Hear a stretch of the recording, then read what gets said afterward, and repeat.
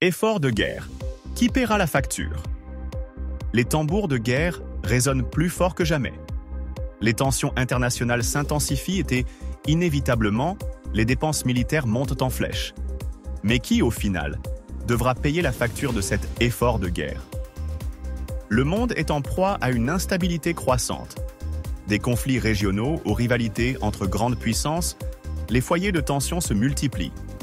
Cette situation se traduit par une augmentation significative des budgets militaires à travers le globe. Les nations se réarment, justifiant ces investissements massifs par la nécessité de protéger leurs intérêts et d'assurer leur sécurité. Mais derrière ces justifications se cache une question cruciale. Comment ces dépenses colossales seront-elles financées? Cette vidéo se propose d'analyser en profondeur les conséquences économiques de cette augmentation des dépenses militaires. Nous examinerons les différentes méthodes de financement possibles et leurs impacts potentiels sur nos sociétés. Nous explorerons les implications pour les citoyens, les entreprises et l'économie dans son ensemble. L'objectif est de comprendre qui supportera le poids de cet effort de guerre et comment il affectera notre avenir. Plusieurs options s'offrent aux gouvernements pour financer leurs dépenses militaires. Chacune de ces options a ses propres avantages et inconvénients, et chacune aura un impact différent sur l'économie.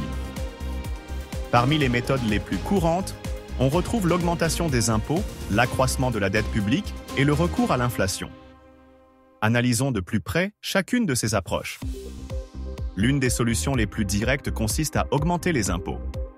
Cela peut se faire en augmentant l'impôt sur le revenu des particuliers ou en augmentant l'impôt sur les sociétés. Augmenter les impôts peut sembler une solution simple, mais elle a des conséquences importantes. Une augmentation de l'impôt sur le revenu peut réduire le revenu disponible des ménages, ce qui peut freiner la consommation.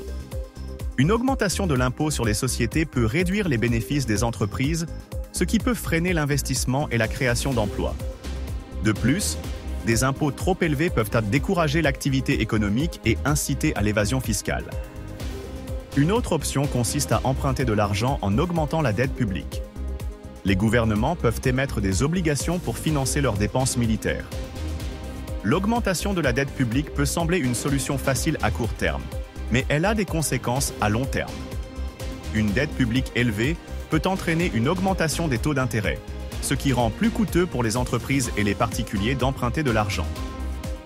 Une dette publique élevée peut également peser sur les finances publiques, car une part croissante du budget doit être consacrée au remboursement des intérêts. Cela peut réduire les ressources disponibles pour d'autres dépenses publiques, telles que l'éducation et la santé. L'inflation est une autre méthode de financement, souvent moins visible, mais potentiellement plus insidieuse. Elle se produit lorsque la demande globale dépasse l'offre, entraînant une hausse générale des prix. L'augmentation des dépenses militaires peut stimuler la demande globale, en particulier pour les matières premières, les équipements et la main-d'œuvre. Cette augmentation de la demande peut entraîner une hausse des prix, créant ainsi de l'inflation. L'inflation a un impact disproportionné sur les ménages à faible revenu, car ils consacrent une plus grande part de leurs revenus à l'achat de biens et de services essentiels. L'inflation érode également le pouvoir d'achat de l'épargne et des salaires. Le financement de l'effort de guerre ne se fait pas de manière uniforme. Le fardeau économique est susceptible de se répartir de manière inégale entre les différents secteurs de l'économie et les différentes catégories de population. La complexité des interactions entre les facteurs économiques et les tensions géopolitiques rend difficile de prédire avec précision qui supportera le plus lourd fardeau. Cependant, certaines tendances peuvent être identifiées.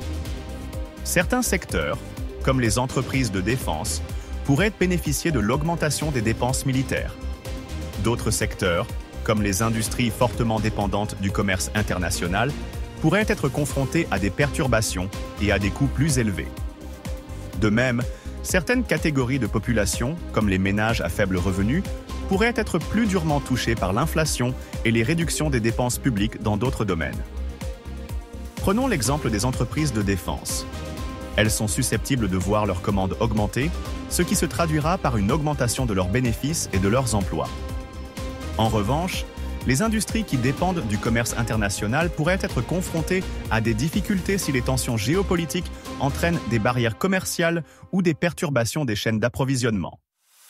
Les ménages à faible revenu pourraient être particulièrement vulnérables à l'inflation, car une grande partie de leurs ressources est déjà absorbée par des dépenses incompressibles telles que l'alimentation, le logement et l'énergie.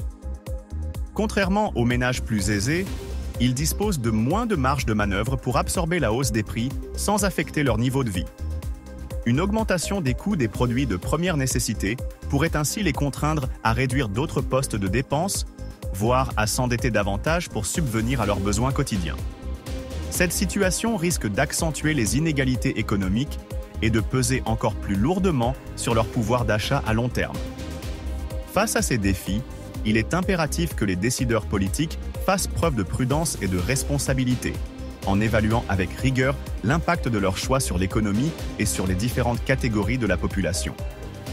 Toute mesure mise en place doit tenir compte des effets à court et à long terme, afin d'éviter d'aggraver les inégalités ou de fragiliser encore davantage les ménages et les entreprises les plus vulnérables. Ils doivent également veiller à ce que le fardeau soit réparti de manière équitable, en trouvant un équilibre entre les impératifs budgétaires, la stabilité économique et la protection des citoyens. Un arbitrage mal calculé pourrait entraîner des conséquences durables sur la croissance, l'emploi et la confiance des marchés. La transparence et la responsabilité sont des principes fondamentaux pour garantir la confiance des citoyens dans les choix économiques et budgétaires de leur gouvernement. Il est crucial que la population soit clairement informée des coûts réels et des avantages potentiels des différentes options de financement, afin d'éviter toute confusion ou perception d'injustice. Une communication honnête et accessible permet non seulement de mieux comprendre les enjeux, mais aussi de favoriser l'adhésion aux mesures prises. De leur côté, les décideurs politiques doivent non seulement rendre des comptes sur leurs décisions, mais également assumer pleinement leurs conséquences. Ils ont la responsabilité d'expliquer leurs choix, d'ajuster leur politique si nécessaire et d'assurer que leurs actions répondent à l'intérêt général. Un manque de transparence ou d'imputabilité pourrait accentuer la défiance du public et nuire à la stabilité sociale et économique. Il est également crucial de ne pas compromettre la santé économique à long terme des nations. Les dépenses militaires ne doivent pas se faire au détriment d'investissements essentiels dans l'éducation, la santé et l'infrastructure. Une approche équilibrée est nécessaire, qui tienne compte à la fois des impératifs de sécurité et des impératifs économiques. Il est possible de renforcer la sécurité sans sacrifier la prospérité. L'augmentation des dépenses militaires est une question complexe qui a des implications profondes pour nos sociétés. Il est essentiel que nous nous engagions dans des discussions éclairées sur les conséquences économiques de cet effort de guerre. Nous devons nous poser des questions difficiles sur la manière dont ces dépenses seront financées et sur qui supportera le fardeau. Nous devons exiger la transparence et la responsabilité de nos dirigeants. Il est de notre devoir, en tant que citoyens, de nous informer et de participer au débat public. L'avenir de nos sociétés dépend de notre capacité à prendre des décisions éclairées et responsables. Appel à l'action. Nous vous encourageons à partager cette vidéo avec vos amis et votre famille. Laissez un commentaire ci-dessous pour partager vos réflexions sur cette question cruciale. Ensemble, nous pouvons contribuer à un débat public plus éclairé et à des décisions plus responsables. Merci d'avoir suivi cette vidéo. N'oubliez pas de liker, partager et vous abonner pour ne pas manquer les prochaines actualités économiques. À très bientôt sur Décryptage Éco.